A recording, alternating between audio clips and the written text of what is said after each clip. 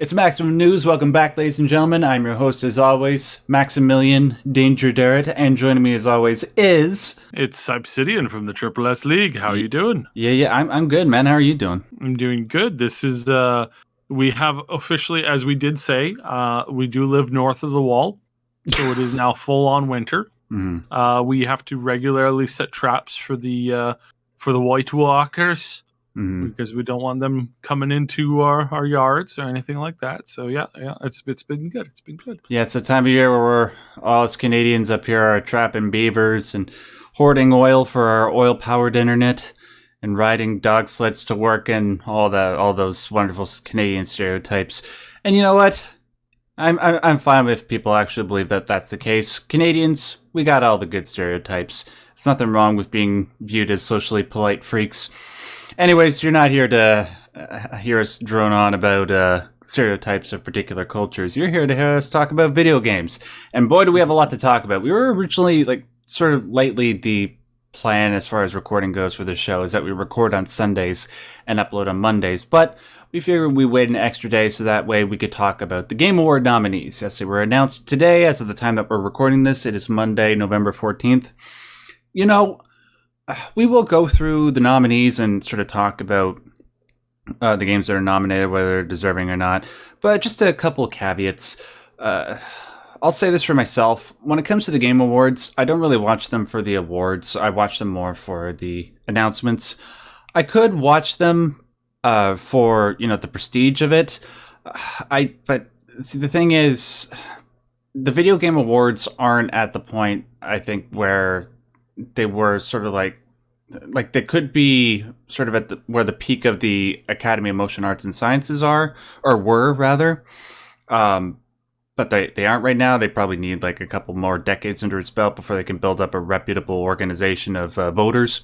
And even then, with a body like the Academy who do the Academy Awards, it's I don't really have as much respect for them as I used to, because, as the years go by, you start to realize that their voting body isn't as diverse, and they don't necessarily pick what a lot of other people tend to think are the right choices. They don't really recognize certain products.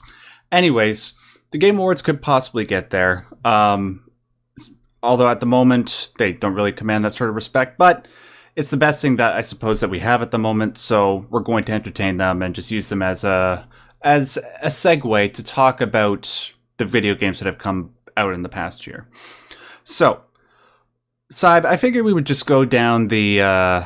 I suppose I could just ask you very quickly before we go through the main nominees. We're not going to go through the whole thing. I think Syb and Ash are going to do a separate video on that. But just what are your thoughts on the Game Awards in general? Do you just watch them for the trailers like I do? It is mostly for the trailers now, and that's why we watch them. I currently disagree heavily with how they do the voting, with how they put the numbers in. The movies had this problem for a long time. You mentioned the Screen Actors Guild and all that kind of stuff. It's for a long time, they have always had, something where somebody wins, and you've never heard of the movie that they're talking about, right? Yeah. They'd have people win who, in the worst case scenario, you had somebody who committed one of the worst crimes you can do, which I can't even say because then this video gets immediately downranked and demonetized, won, and all of these idiots just jumped up and started clapping and cheering like it was the return of Jesus. It was it's wow, that is absolutely mental. Yeah, and you know what's worse is there are multiple people that's happened to at the Academy Awards, so I don't know which specific person you're referring to. Yeah, I know. It's and stuff like that. So that's a problem with an entity that's been around for a really long time and has become mired in who and what they can do for you and what you can do for them and all this kind of crazy stuff, right? That's what happens to organizations once they've been around for too long and they don't have a way of cleaning themselves out, right? They don't have a self repairing, thing. They just exist, and they continue to exist in a you could arguably say a very poor way. Mhm. And they just keep getting worse and worse and worse. I'm already starting to see this effect where it's not actually about what game is actually good. It's about the politics behind it. Specifically the inner politics of game development studios, which is a big thing. A lot in the game industry. Not everybody knows everybody, but pretty much everybody knows pretty much everybody else. It is actually very small. You work with a lot of the same people when you go from team to team to team. I think the overall population is like less than 100,000 devs worldwide that you would categorize as like full time immersive like deep devs and so it's a very small thing, which means there's cliques. Again, that's what I'm talking about, the politics. I'm not talking about like, other politics. I'm talking about like inner office politics, that kind of stuff. Right.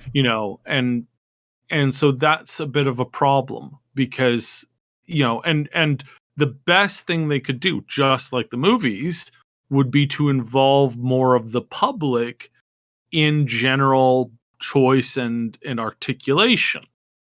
But they haven't been doing that either, and that's one of the other big problems is like, look, we know that obviously you guys are going to have your buddies and you're going to have all this and you're going to do that and you're going to do this, and I get it, that's fine, it's you could do that if you want, that you're free to do what you want, but it's just starting to lean heavier and heavier towards the way of like, yeah, really having a hard time agreeing with this kind of stuff, and just like more and more stuff about like there's a couple charities that help certain developers in certain parts of the world, and then you find out that like, oh, hey, how much of that money is going to those devs that you raised? Is it like 90%? No. 40%? No. 10%? No. No. Okay, it's slightly less than 10%. Oh, that sucks. Like that again. And I'm not saying that for sure. I'm not accusing them for sure. But it's one of those things where, and part of the reason for that is because it's really hard to find out that kind of information. Mm-hmm. And so that has just snowballed this issue. It's a big issue. It'll continue to be an issue until they, one of the things that would be nice would be to have them set up a, an oversight, committee that just reviews a lot of their policies and stuff like that, talks about it in layman terms and posts it quite frequently. But I don't think there's any of that. I think it's all like, very private, very hush hush, very behind closed doors, very like in group kind of thing. So that's what's going on. Now, the show they put on is like mid tier, but because it's the only show there actually is when it comes to this kind of stuff, then it looks good because the sense that there is only one. It also looks bad for that same reason. Right? Yeah, because exactly. you have nothing else to compare it to. So I'm looking at that. I'm looking at that kind of stuff, and it's like, okay, we can agree that we watch it for the trailers, we watch it for that kind of stuff, and we continue to call out the importance of them, doing the right thing, and trying to, actually be that inclusiveness, that that inclusive thing that actually is really, really important. Yeah, that we all want it to be. And hopefully over the next decade or so, with some increased input, and because video games is much more of a new medium compared to something like movies, where it is a lot more entrenched, a lot more political. There are still positive things that can be done. Let's just see if that happens over the next several years, and let's hope it doesn't turn into the Academy Awards. But like you said, it is the only thing that we have right now like this, so we're going to sort of just go along with it, and like I said, just use it as a way to talk about the games, the best of the games that came out in the past year. So like I said before, we're just going to go through the main categories. Syb, I'm going to read the games nominated in each of the main categories. Then I'm going to ask you what you believe will win, and what you believe should win. Okay, and then I'll obviously give my answers in regards to that as well. So, Game of the Year, 6 games were nominated. Going from top to bottom here, alphabetically. One is A Plague Tale Requiem, Elden Ring, God of War Ragnarok, Horizon Forbidden West, Stray, and Xenoblade Chronicles 3. Now, I'll just say this right off the bat. I think for most of these categories, and I've been saying this ever since the beginning of this year, I think the winner is going to come down to a cross between either Elden Ring or God of War Ragnarok for most of these, which, deservedly so. Both of those games are just blowing people's minds. They did back in February when Elden Ring came out, and they are, like a lot of people right now, just 10 out of 10s everywhere for God of War Ragnarok. And from what I understand, mostly deserved. It is too bad, though, because I haven't played Xenoblade Chronicles 3, but everybody I know who has played it says it's peak game design. Stray, I haven't played it, but I know that Ash did. He loves it, and everybody else I know played it, loves it. It's just such a unique and lovely indie game. Horizon Forbidden West, a little bit more mixed, but I like it. It is beautiful, and it's a world that I want to explore. And I've heard Plague Tale Requiem is pretty damn good. And any other year, it probably would have won. But yeah, I think it's going to come down to either Elden Ring or Horizon Forbidden West. And I'm not sure who will win, but if either of them win, I don't think I would have any problem with it. Saib, your thoughts? So, I'll talk about I'll talk about most of the titles as quickly as I can. So, Plague Tale 2. This is the second one in the series. It certainly gets my vote for the most improved in a genre in a series, right? Like God of War. It's good, it's great, it's got that great feeling again, it's got that great storytelling, but it's more God of War. Compared to the last game, it's just more God of War. It's like new moves and a handful of new stuff here and there. They don't need to do anything more than that, which is why they're probably going to justifiably win the Game of the Year. And again, I certainly hope they do, because Christopher Judd is one of my favorites. I do wish that games that were exclusively on one platform wouldn't win Game of the Year, because that just takes an enormous amount of players and says, F you. Sure.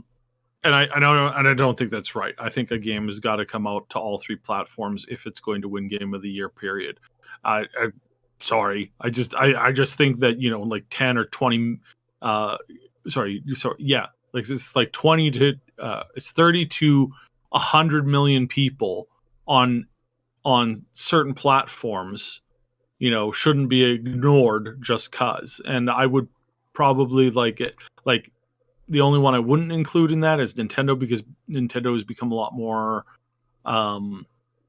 it just doesn't have like a lot of the games. Like there's you could run everything that's releasing on the Nintendo on everything else. That would be easy. Yeah, but not the reverse. Mm-hmm. And so that's the case where I would say, yeah, probably not. And the games, and again, same thing with like cell phones, right? Like yeah, cell phones can run a lot of games these days, but they can't run everything that's being currently released on all the other platforms. So, right. Mm-hmm. So that's my only caveat. But Plague Tale, definitely just absolutely amazing. Ash has been talking about how good it is, how much they've improved, how much they've expanded their story, how much they have really evolved. And I would say that definitely probably is something that's really great. As far as cultural impact, I'd say probably Elden Ring, not Elder Scrolls. Good Lord. Wait, Elder Scrolls 6 came out already? Shit. Yeah, Elder Scrolls 6 came out. But no, culturally, Elden Ring probably should get it, because it's just a phenomenon. It's just a phenomenon that happened, and that didn't really stop. Like of course, every game goes down once people get through it, especially single player, or not. It's not single player, but you know what I mean. Like the single player story that you go through. Like once you're done with that, you don't have to. There's no need for you to continue to log in for the next 3 months. But the fact that it's still like you say Elden Ring in a like in just the general shopping store, and you'll have one or two people going, "Oh yeah, I love that." So that's the thing where it's like not you wouldn't get the same reaction out of most of those other games. I don't think my loser in this pick is going to be Horizon Forbidden West because it doesn't offer basically anything new as far as like combat goes. Again, the first game, great combat. This one, not so great combat. Yeah, I've heard about that. Yeah, second problem, again, it's very limited as far as access goes. And third problem, just the story doesn't punch very good in this one from just like and again like that's me reacting to how people who have played this game and how the community has played this game, how they've kind of looked at it. And fact is that there's just not enough volume. There's not enough people talking about it. The first game, people like lore channels that focused on video game lore were making video after video after video after video of the first one. Nobody's doing that for the second one. It's just and that's why I'm saying I think it missed. And again, that's not me, I'm not putting you down for your game for what you like to play. I'm just pointing out, we're talking about the six best games of the year, period. Yeah. Any other year, Horizon Forbidden West probably could have won. Yeah. Yeah. Well, and I think again, it's one of those things where it's like, I think they could have offered, and I'm going to I'm going to shout this out. God of War, absolutely brilliant that they gave you a character creator. You're still playing as Kratos, but the fact that you can customize him, make him look however you want, you can put your style, your look, your background, whatever you want into it. The fact that they didn't do that for Horizon is kind of sad.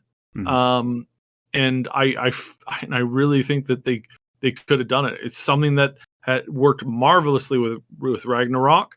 And the fact that, they talk about this kind of, the importance of all this other stuff. It's like, well, you don't practice what you preach. So, yeah. So that's that. Xenoblade, unfortunately, Xenoblade's biggest problem is that it didn't get enough exposure. Yeah. And it didn't get enough people talking about it and playing it and reacting to it. And that's too bad because it is, from everything I've heard, an amazing game. And the problem is, like the Xeno series, I've only started recently getting into it because I played Xenogears for the first time last year. That game on its own is one of the most vast story, atmosphere, world-rich games that I've ever played, and that game came out over 20 years ago. And from what I understand, all the games in the Xenosaga and the Xenoblade series are the same. And because of that, it's very difficult for people to be able to get into, especially when it's a numbered sequel. So by that virtue alone, I think, unfortunately, even though it shouldn't be a factor, it does prevent it from getting the win, ultimately. And the one thing that I will say, hands down, and I don't know if this is the case. So please forgive me if I'm wrong. But can you jump in Xenoblade Chronicles? I think you can. I think I've seen people hopping off of like tall mountains and stuff. But is that like a set animation, or is that I don't know. I try not to look at stuff that, like, I haven't played the first Xenoblade, unfortunately, so I'm trying not to look at footage from the sequels, you know what I mean? So yeah. Well, anyways, yeah, so there's my picks. Stray, brilliant game. One of our best here, especially speaking on behalf of Mooney, one of her most favorite games of the year for sure. But it is very short for a game that you would consider game of the year. I'm not saying it's bad. I wouldn't put it as my number one. I wouldn't put it as a number one, but it certainly gets that top 3 or 4 spot for sure. Right. I think for what it is and what it creates and what it offers and the story that it tells, I would put this at number 3. I would put this at number 3 for sure. I think Elden Ring should be number 1. Plague Tale should be number 2, or sharing that space with God of War. Maybe I haven't been able to go through the whole story yet of God of War because I don't have a PlayStation. But, Stray is in that solid 3rd/4th place position 100%. Mm-hmm. Yeah. Elden Ring is the only one that I've played so far. I wish I could play God of War Ragnarok. I still need to get through the first one. I will say though, I have played a lot of God of War 2018 on the PC recently, and as a game that's 4 years old, the state of that game, its presentation, everything about it is still state of the art today, in my opinion. And because of that, if it's at all the same or improved with Ragnarok, like I said, I don't think I would have any problem with it winning. So we'll see. We spent a lot of time on that one. Let's sort of go a little bit faster. Oh, it's Game of the Year, right? Yeah. Of course, understandably. Let's go through some of the other ones. Best game direction: Elden Ring, God of War Ragnarok, Horizon Forbidden West, Immortality, and Stray. Again, Elden Ring or Ragnarok. Again, I would have no problem with either of them winning. You saw it pretty much the same. Yeah, best direction is really good, really solid. I liked where they were going with this, and I'm thinking that we're probably I'm going to go with Elden Ring on this one. Yeah. Best narrative: Plague Tale Requiem, Elden Ring, God of War Ragnarok, Horizon Forbidden West, and Immortality. Here's the thing.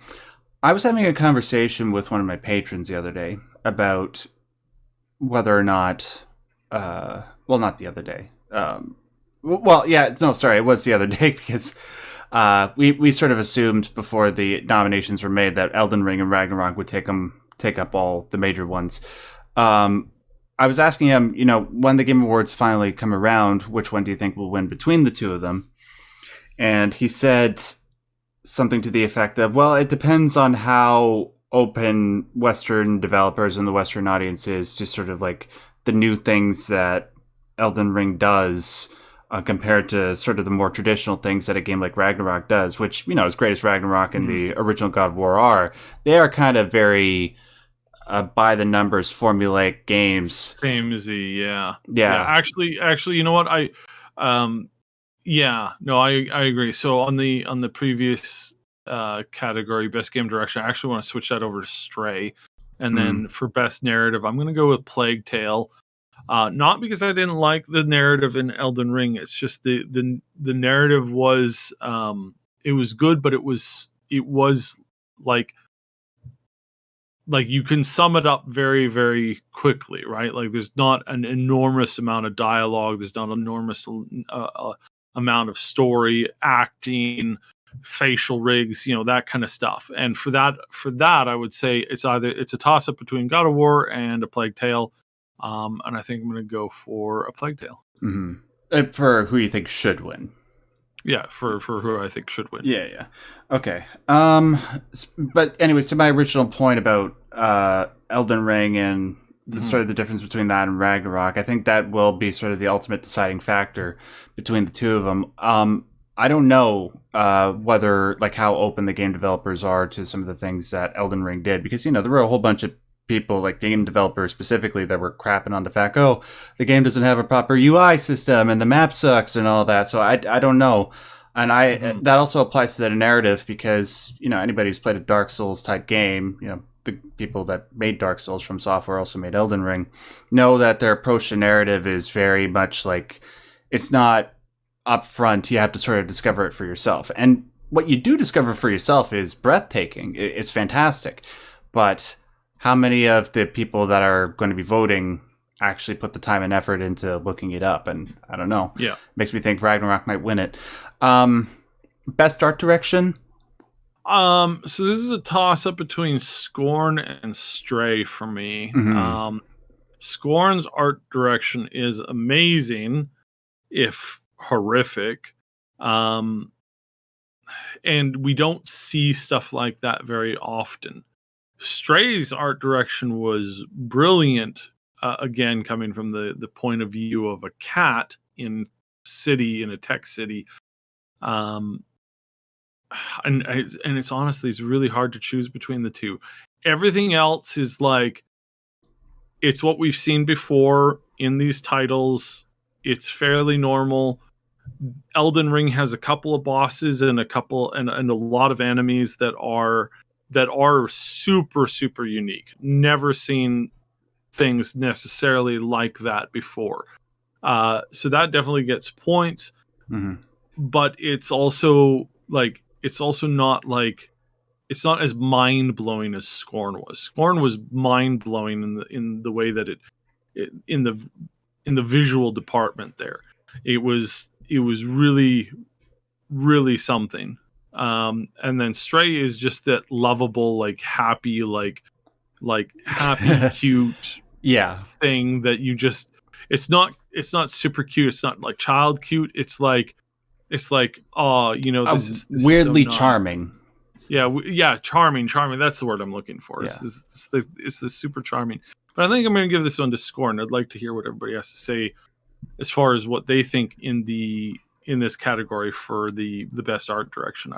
I'm interested to hear what other people have to comment on that. Same. Let us know in the comment section below. Although I would have to concur with you, dude. I think Scorn will win it and should win it. Although all the games that are in this category, Elden Ring, Ragnarok, Horizon, and Stray, if any of them won it would deserve it. Like Horizon, this is a field that I can definitely say, like, the art direction for the most part is absolutely beautiful in all of these games. Mm-hmm. Like they did, and I complained about the story in what's it called? I complained about the story in Horizon, right? Yeah. And how it didn't really like evolve. It didn't get as good as it could have been. But I can't say that about the visuals, because the visuals have clearly gotten better. Like there has been improvement in that category, and that's often the case in this stuff. It's like World of Warcraft, and Blizzard as a whole. It's like their art department, those guys must be breaking their back carrying that entire company on their shoulders. Oh yeah, big time. It's like the art of Overwatch, the character looks, the style, everything is just, oh man, it's so good. It's, the Diablo stuff that we're starting to see for Diablo 4. It's like, it looks so good.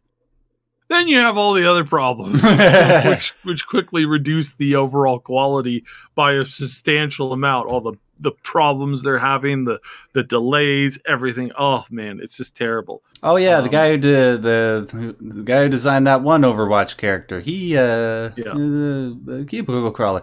All right. Let's see. Is there anything else here that we want to talk about? Like best music. Okay. Best music. Plague Tale, Requiem, Elden Ring, Ragnarok, Hellsinger, Chronicles 3. Clearly, it's metal Hellsinger. Yeah, probably. Like, crap. Like, Ragnarok would deserve it. I don't know if Elden Ring deserves it. Like, I like the From Software music, but aside from the main theme in Elden Ring, can you tell me, like, do you recognize one single song from that game? Afterwards, I don't. No. Yeah. No. So it'd have to be Hellsinger probably, or Ragnarok. Yeah.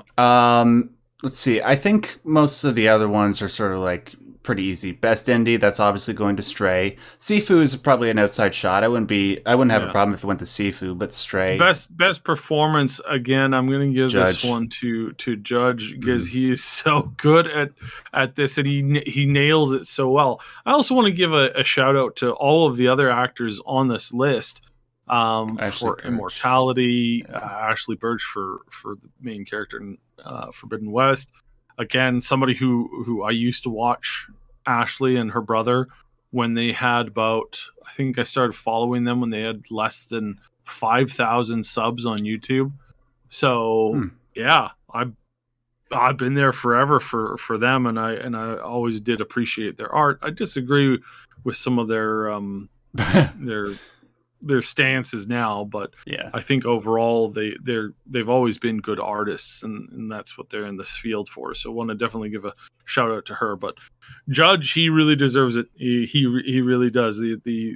And yeah, Who did he? I imagine he was nominated for Kratos back in 2018. Who did he lose to? Was it what's his name He for lost to Red Dead? No, he lost to the lady who did the Senua's sacrifice. Oh, okay. Yeah, Yeah, yeah, okay. Yeah. and so just like he really does deserve it. Like every line is delivered like amazingly. There's a lot of lines some of these other actors deliver where it's just a normal line, right? Like it's you can't like you can't take out one line at random and like 10% of the time it's just a regular line. Right. Like but Judge just delivers everything with a like he's like slapping you across the backside of your head. You just fall over. It's great. Absolutely. I gotta say, it takes a real talent to get somebody to say the word boy 987 times and make it entertaining every single time. Best indie, that's obviously going to Stray. Best adaptation, obviously that's going to go to Arcane, although Cyberpunk Edgerunners might be sort of like a dark horse pick. And that's pretty much it. Like, it's pretty straightforward. There might be one or two outside shots here, but I think whoever wins most of these main categories, I think I'm going to be happy with whoever it goes to. So minimal anger, minimal annoyance, which is good to go alongside what we hope will be a good series of trailers. Less than a month to go until the Game Awards. It'll be on December 8th, and you can bet your ass we're going to cover it. Yeah. All right. So, but there is one last thing that I'd like to give attention to, which I think will serve as a good segue into the next story, if I could find it. Most anticipated. So the category here, there's 5 choices. There's Final Fantasy 16, Hogwarts Legacy, Resident Evil 4, Starfield, and The Legend of Zelda Tears of the Kingdom. Syb, am I mistaken in thinking that both your and my number one most anticipated is Starfield? Yeah, no, yeah. I like Starfield. I mean, Hogwarts really is pushing it. Like it really is pushing it. Yeah.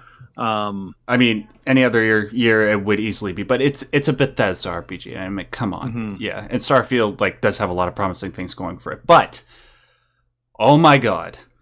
Hogwarts Legacy, man. Everything about this game, everything that they've put out so far just continues to impress me. And this past week was probably the greatest thing that they put out so far. They released, the people behind the game, Portkey Games, they did sort of like a 45-minute showcase where they showed like 20 minutes of gameplay, then had like a Q&A. And the stuff they showed in this 20 minutes, most of it was just jaw-dropping. I'm going to go over just some of the things that we saw, and I'll get my thoughts on it, and obviously I'll get Syb to react to it.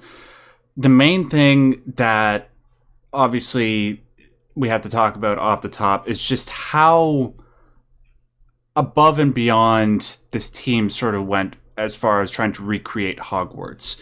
Hogwarts, it doesn't seem like there's any place within Hogwarts that you can't go. It seems like a fully realized castle where everything is where it should be, despite the fact that they have the moving staircases and the different dimensions of the building that are shifting in and out of existence. And when you were going around to the few places that we were able to go to in the showcase, every place that you went into, you open a door and it's like you just discovered a whole mound of treasure. Everything just looked from... just the artistry of it, the graphical fidelity of it, just looked, no pun intended, magical. It like the Hufflepuff common room, the way it was decorated with greenery and the moving pictures and the moving plants, it looks exactly like everything that you would want in a Hogwarts or Harry Potter type game. And that extends to the courtyard and then to the owlry and the defense against the dark arts room. It looks exactly the way that it does in the movie. Like, it blew my mind. Is there anything else that I'm missing there, Syb? I'm assuming you had the same reaction that I did. Yeah, I did. I must confess that I thought the Hufflepuff, like, common room was one of the one of the best things I've seen in video games for a really long time. And I was like, for a moment, I was like, I might want to roll a character there. I might. Yeah. I might. It was only a momentary relapse. I swear. I am of course. I think every time I ever take any tests or like anybody comments on it, it's like, you definitely a raven. Yeah, me too. Which is actually an eagle. It's not actually a raven. They just call it raven for some odd weird reason. But their actual like animal is an eagle.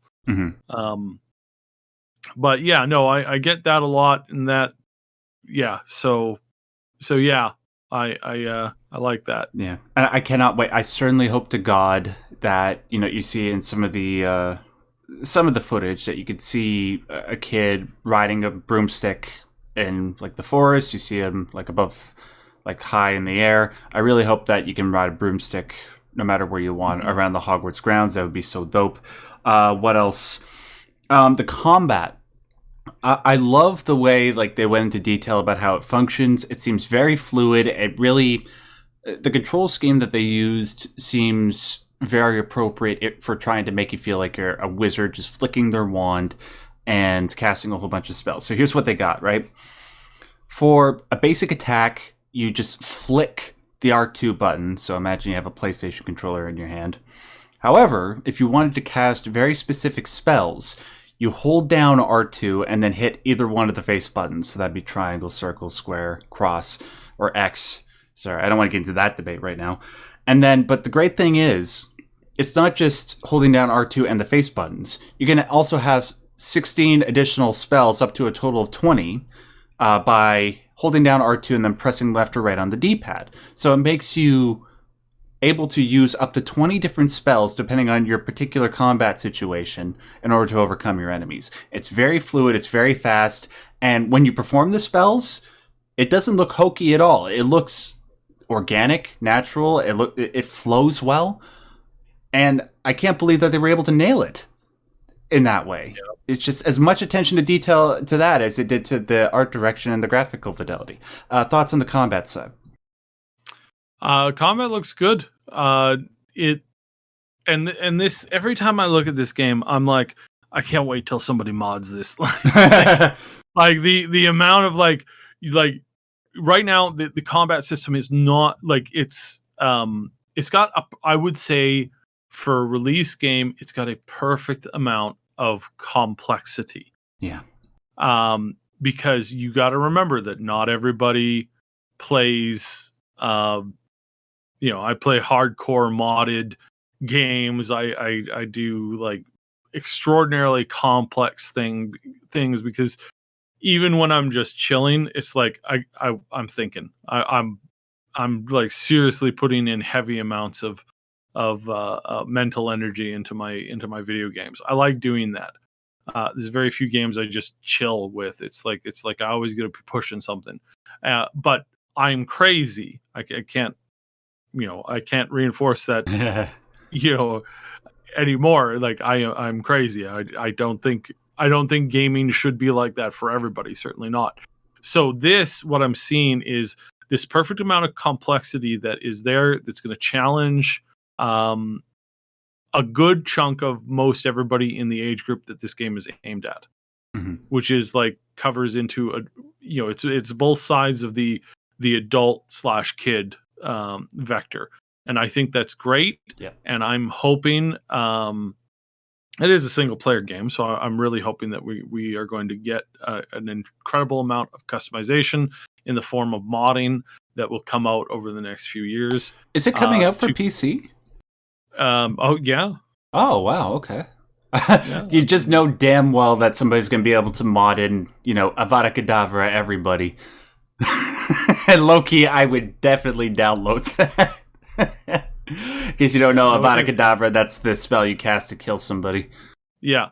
But I would like to see more complexity in the magic and stuff like that, more spells, access to more stuff and things and whatnot. And it's like, yeah, it's loaded up on Steam already. I've already got it on my list. Oh, okay. I have not pre-ordered it, but it is on my list. I will pre-order it like a day before it goes live, basically. Just yeah, go ahead. Yeah, but no, mods for sure will add even more complexity to it. But just generally, they've really nailed what I think you want from a base system that flows really well. I think this is great. I think 100% that they've really nailed this, and it's looking exceptionally good right now. Yeah, just one thing that I felt was just a little bit off. It was distracting, but ultimately it's a minor thing. I mean, we grew up playing Bethesda RPGs and their hokey acting. A lot of the line delivery that we saw in this trailer was very, very off. Less so from the NPCs and more so from the main character. Granted, it could just be like they created somewhat of it. I don't know. Maybe it was because of the pitch, because you can choose the pitch of your character's voice, which is really cool. And that made it sound a little bit off. But yeah, other times it just seemed very hokey. But like I said, we've had worse. Both Syb and I have played Oblivion. We know how it is. So we'll deal with it. But yeah, like you said, Syb, almost everything else is looking very good. I'm both very excited and dreading February 10th of next year because, both you and I are very busy people, and we both imagined that that's going to cut into a lot of our time and productivity. But I'm thinking it might be worth it. All right, we're 40 minutes in, and we've only done 2 of the topics. Let's see if we can speed through the rest of these. I don't know how much time I want to spend on this one. Pretty much everybody else has gone into detail. It's just an announcement. Yeah. About what? I was going to talk about Prince of Persia. Yeah, that's. Okay. Well, yeah. Basically, Ubisoft just announced that the Prince of Persia remake, which was supposed to come out almost 2 years ago on January 2021, they're canceling the pre-orders. Not sure why it took them this long to do it. However, they do want to reassure us that the game is still coming out. But as for the state of the game as it is right now, we have no idea. Best guess is that a lot of people are just saying, well, because the development has been handed over from Ubisoft Singapore to Ubisoft Montreal, that they're going to actually take this thing seriously, which they should have done from the get-go. I mean, yeah. Prince of Persia: Sands of Time is no joke, one of my top 5 favorite games of all time, and I hope that whenever it's re-revealed, we get something a whole lot better in terms of gameplay and graphics than we did with that piece of crap trailer we got back in 2020. Yep. Yeah. No, this is unfortunately the big old companies that have been around for a long time. They keep screwing this kind of stuff up, and this definitely is on that list of big major screw ups. This was a major screw up. I don't know who.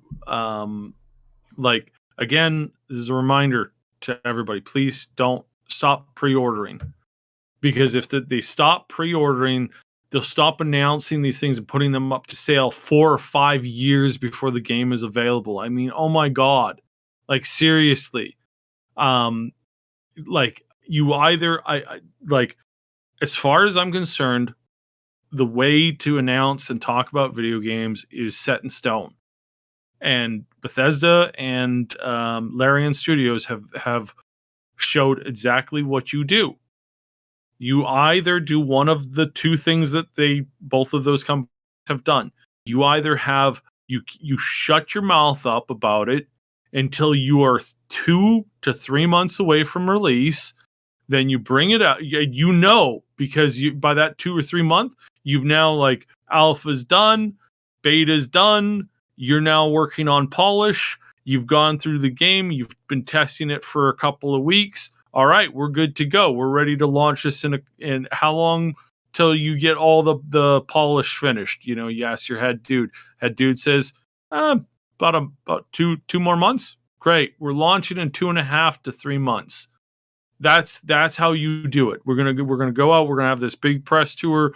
We're gonna time this big release thing. That's when we're gonna talk about it. Boom, done. Mm-hmm. You done. That's the way you do it. You either do it that way, or you have a very long, very engaged alpha and beta with your hardcorest, most your most hardcore fans, where you go, here's what we're working on. Here is Act 1. It's completely available. We have a forum set up for you guys to interact with us. And then every week, here's a bunch of things that we're working on this week. Give us your feedback. Let's engage. Let's have a back and forth. Let's talk about this. Let's go into depth on this kind of stuff. It's done, man. Like the way that the Bethesda did Fallout 4 was absolutely perfect. The way that Larian is doing Baldur's Gate is absolutely perfect. And I think those should be the two primary ways that people talk and do video game announcements. No more of this, hey guys, we're working on a remake. Well, we're not actually actively working on it. We paid a bunch of people who are going to have absolutely nothing to do with the actual finished product of the game at all, or its conceptions, anything. We paid them a bunch of money to do a trailer for you. Here's a trailer that has absolutely no bearing on the game because the game isn't even in beta. It's not even in alpha. We have a vertical slice that somebody pitched us 3 weeks ago. Like, please. Oh, yeah, disgusting. Honestly, it's disgusting because it ruins fandoms to sit and watch a game that was announced 7 years ago and it's still in development. You still don't have anything new to talk about it. Come on. This is pathetic. So yeah, I don't like this stuff. I wish they would stop doing it because it's not healthy. Good Lord. Yeah. You know what? I don't even want to talk about it anymore because I'm starting to get pissed off. Let's move on to something else that you just mentioned, just because it's a good transition. Baldur's Gate. What's going on with that? So Baldur's Gate, they have a new, they got a new patch. Patch 9 is going to be coming. It's going to be Christmas themed. They did not announce a day for it, but the fact that they said Yuletide festive wear, it's going to be Christmas from Hell. That means obviously we're going to be getting this within the next couple of weeks here. So expect to hear about that showcase. I would definitely tune into this one. Because we're probably going to hear the release date. We're probably going to get a fair amount of discussion on what their launch is looking like, how they're going to start launching it, and then they're going to start talking about, eventually they're going to start talking, and I really do think they're going to talk about it, is their plans post-launch. So they're probably going to mention, here's what we've got coming up for the launch. The launch is coming, this is patch 9. We are only expecting at most one more patch showcase, and then the release will come after that.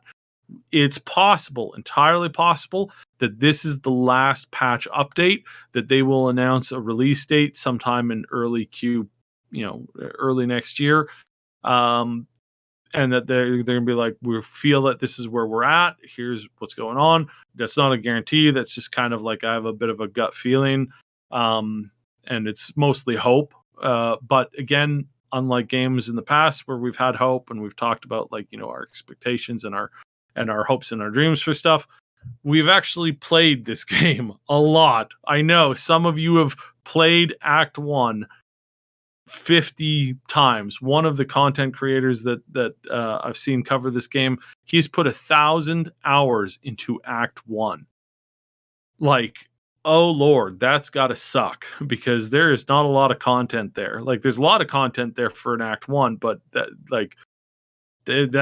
is rough. So I suspect that the smart thing to do would be for them to talk about what they have coming up, what the plans are for after launch. Reassuring people we're going to release this game and we're not slowing down. It's not like we're going to take a long break and everything's going to be great. No. This was hands out of the gate. They are pushing this, with a lot of force. They have a lot of plans for post-release.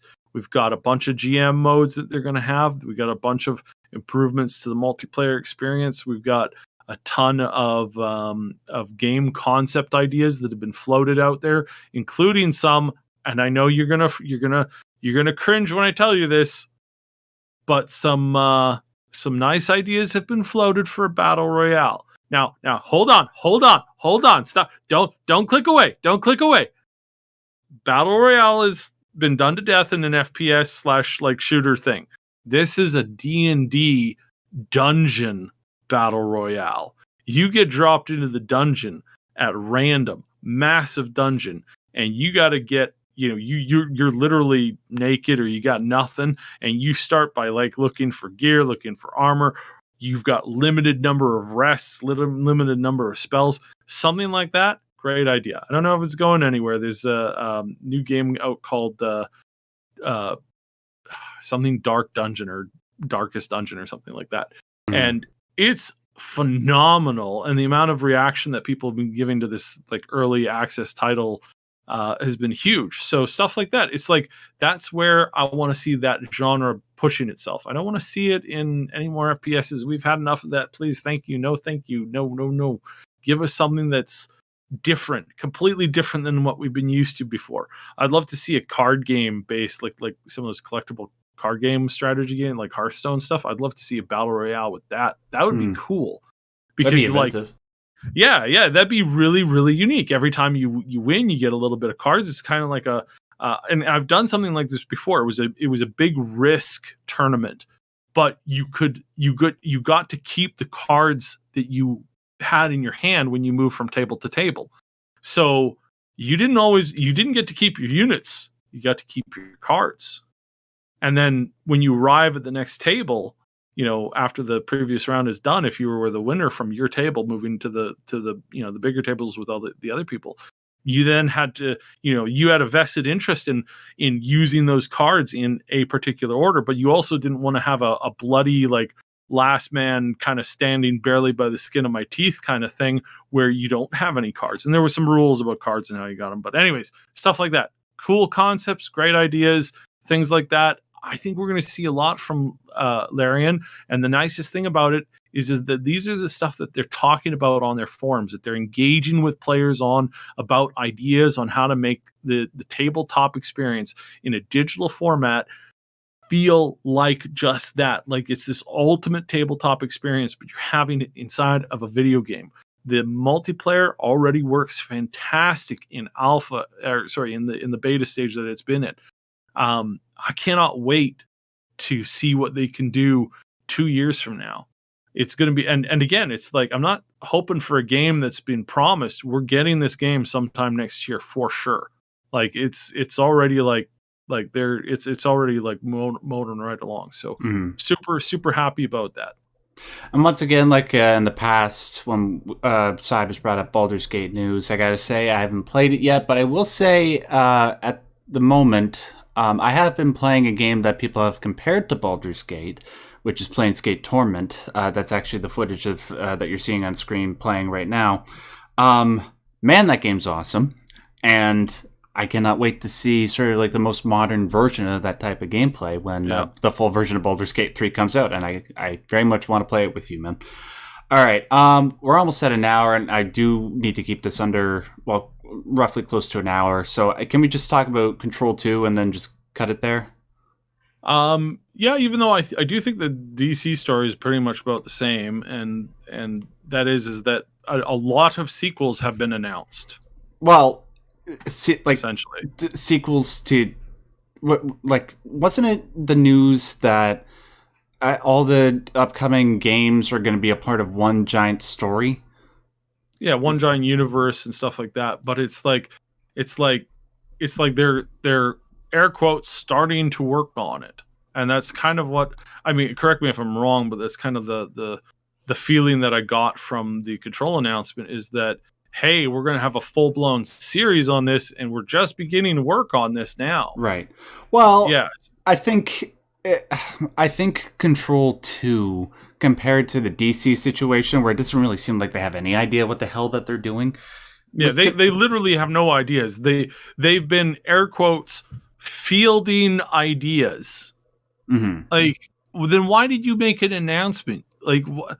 Like, good Lord, that's so dumb. Yeah, people are fielding ideas all the damn time. At least in regards to Control 2, anybody who's in the know and have played Control, like the most recent Control and Alan Wake, how long Control 2, Alan Wake 2 have been in the back of Sam Lake's mind. They're all a part of this, oddly enough, big universe that he's setting up, and I have no doubt that the reason why they're doing remakes of the first two Max Payne games is because they're going to be a part of that as well. Sam Lake is setting up something really, really interesting and really unique with the upcoming releases of Alan Wake 2 and Control 2. And even though, like you said, it is just an announcement and no like substantial game development has happened for Control 2, it is just further confirmation that they're going full steam ahead on whatever idea that Sam Lake has, and it demonstrates confidence. And like Remedy, Well, I'll give them that. I'll give them that. They definitely have more of a conceptual idea of where they're going and what they're wanting to do than what we've gotten from the DC situation. The DC situation is like, we're working on a thing. What thing? But we don't know yet. It's like they don't even have a story laid out yet. It's not that that's hard, because I mean the DC universe is full of a bunch of like decently good stories that they could just co-op from older comic series, unless somebody's dumb enough to be like, I think I will put my own spin on this. Do you know anything about the DC universe? No. I saw a movie once a few years ago. It's like that has been the worst thing when it comes to DC movies, because it's been happening for like 40 years. Like it's bloody terrible. Yeah. But yeah, so as far as Control 2 goes, there is, like you said, there is more there. They have a greater idea, a greater concept of what they want to do. There's an actual, the guy who made it, he actually has been sitting on a bunch of script / like story content for this. So that's good. And that is good to see. But again, it's like I'm just hoping that I'm not disappointed, because the cynicism in me, the cynical side of me, is just kind of screaming at this news, because like, yes, the first game was really good, but like just due to publisher involvement and other stuff. Oh yeah. I just find it really worrisome. Sure. I find it really, really worrisome, and I'm really worried that it's just going to be a train wreck. Now, that's my worry. I've got nothing to base that on other than just like being disappointed with so many titles recently, because promises are a dime a dozen. Actually, not even a dime a dozen. They're like they're like one FTX Bitcoin worth. Of we had to find some way to get I don't know. I don't know if you've been watching, but that's literally nothing. Yeah, we were talking about that. Like, man, that's a huge like rabbit hole of crazy and disturbing. But I just hope that, because it is Remedy, because it is Sam Lake, and given how much creative influence it seems that Sam Lake had on previous games, that pedigree will carry over without too much outside influence with Alan Wake 2, with Control 2. But as you said, there is reason to believe that might not be the case, but I think there is more reason to believe that things will be okay, and that Control 2 and Alan Wake 2 will be as awesome, if not more awesome, than their previous counterparts. All right. That does it for this episode of the Maximum News Show. Man, it's really packed, but a lot of really great discussion. Thank you so much for joining us, ladies and gentlemen. Make sure you hit that like button if you like this particular episode. It not only helps us out with this particular episode, but all the other particular episodes that we've done in the past on this show. It helps grow the channel. Make sure you subscribe if you want to hear more. I want to thank Syb, as always, for his lovely insight, his enthusiasm, doing the show with me. Syb, do you want to just tell people about the main Triple S League show channel real quick? Yeah, check us out on the Triple S League on YouTube and on a bunch of other places. We're on the Twitter. We're not blue checked yet because we don't want to pay the $8. I was like, I'll get to it tomorrow, and then they canceled it. So yeah. So please don't impersonate me. That would not be cool, and I would definitely send a cease and desist. Past that, we're on a bunch of other sites, a bunch of other things. We like using different kind of tech stuff. We're on a bunch of different platforms. If you are hearing us not on YouTube, I appreciate it. Thank you very much, and continue to listen. We really appreciate the support and the help. And we've got a ton of content coming for all these new games. We're going to be hitting we're going to hit a bunch of these games in the new year quite hard, and we are going to watch we're going to live stream the Game Awards. We have got probably, I'm gonna say that right now, I think we've got 2 surprise announcements coming. Ooh. I don't know what they are, but that's just what I'm hearing. The grapevine's been saying there are 2 big things. Now, do I want you to like mark your calendar and save the date and put on a special hat and sit down with a nice beer? Don't get that invested in it. These are promises coming out of the same field that have given us a lot of other poor promises before. So, but please come watch it with us, because it's either going to be a very entertaining or a train wreck, and both of those things can be entertaining if you're watching it in the right way. Right. Watching it from the right angle, and you squint your eyes a little bit so you don't catch the blood. And you guys can just find me at all the regular forms of social media, just at Max Derrat. I'll put links to my stuff and Syb stuff in the description box below. Thank you guys, and until next week when we do this again, just, you know what to do. Stay yellow. Goodbye.